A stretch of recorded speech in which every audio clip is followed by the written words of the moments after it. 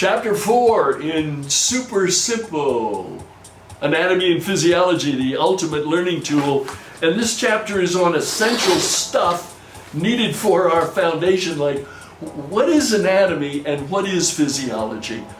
If they only remember a couple things when they get done with the course, I want them to know what anatomy is, the study of human form or structure. I want them to know what physiology is, the study of human function. And I want them to know how anatomy and physiology complement and relate to each other. And we're back to FFF. You remember that? Form follows function. Things are shaped the way they're shaped because of what they do. So if you understand a little bit about their function, it can help you minimize memorization when you're dealing with their structure. And looking at the structure will tell you something about the function. So we're going to keep coming back to that. Form follows function. Now, a big part of laying the foundation or the essentials for the foundation is anatomical terminology and nomenclature.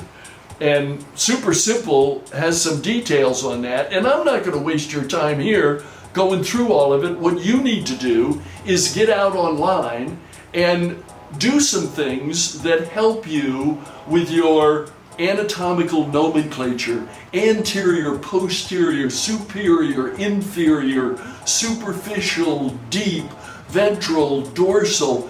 There are going to be terms that you're going to use all the time in not only anatomy and physiology, but in healthcare. So if you're headed for nursing or physical therapy or occupational therapy, it's going to be real important for you to know those. By the way, Cognella, the publisher of Super Simple, has an online site called Active Learning.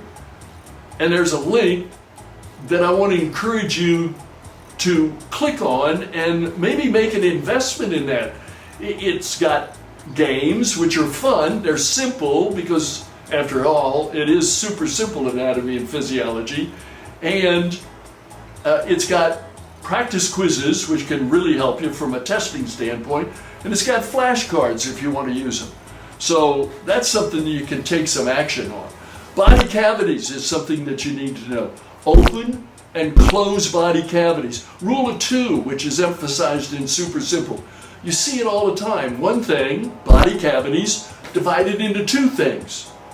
There are open body cavities and closed body cavities. Open body cavities, concept of common sense. Guess what, gang? Open body cavities, you can stick a finger in, right? You can stick a finger in it. Or a thumb. If it's open, you can stick a finger in it. Open body cavities, which are lined by mucous membranes and provide protection, an immune function. Closed body cavities, you can't stick a finger in. You need to know both open and closed body cavities. The closed body cavities, rule of 2 again, guess what? There are 2 general divisions of closed body cavities: dorsal and ventral. There's some anatomical nomenclature. Dorsal then has 2 divisions. Surprise, surprise, surprise. 2 divisions. It's got a cranial cavity and a vertebral cavity. Cranial cavity contains the brain. Vertebral cavity contains the spinal cord. And then the ventral body cavity, closed body cavity, has, guess what?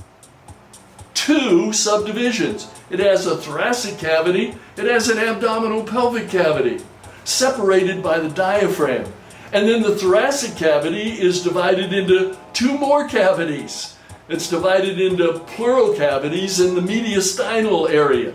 Mediastinal cavity has an inferior mediastinum, really the pericardial cavity, and a superior mediastinum.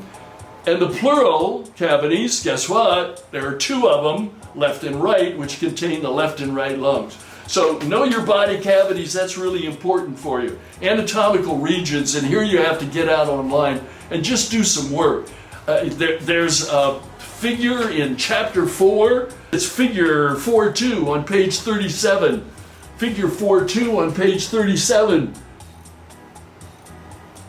If you don't have a copy of Super Simple yet, it's an investment that will not only help you academically, it will help you throughout your career in healthcare.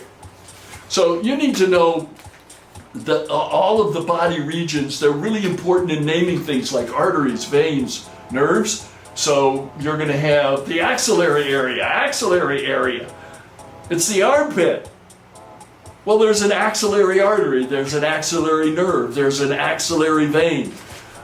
Brachial area, radial, ulnar, need to know these names because it's going to be essential for you to minimize your memorization and increase your foundational understanding as we progress through anatomy and physiology.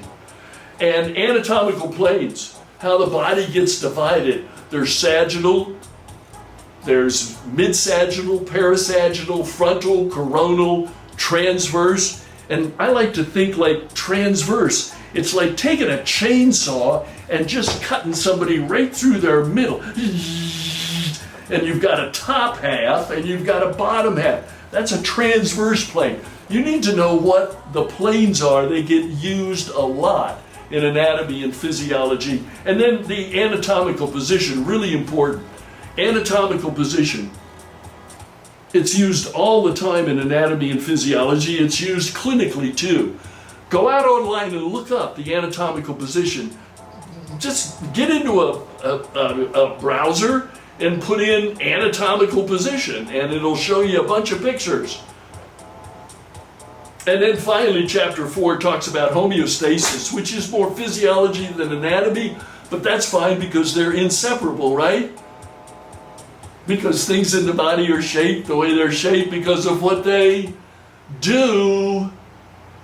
And we're back to FFF, homeostasis, which is the body's miraculous ability to maintain a constant internal environment in spite of changes in the external environment. I call it dynamic constancy, DC. And in the PowerPoints I use in my classes, I've got a picture of the Capitol in Washington, D.C., which helps me remember DC, dynamic constancy. It's constant, but it's dynamic. It's changing. It's in a sine wave. If you're into math, sine wave. And that's what the body does within an upper and a lower limit, like with blood sugar, body temperature, acidity, blood calcium. There are dozens, hundreds of things that the body maintains in certain ranges. Homeostasis is really what allows us to be healthy. Or if we're healthy, we're maintaining our homeostasis. When we become unhealthy or diseased, we've lost our homeostasis.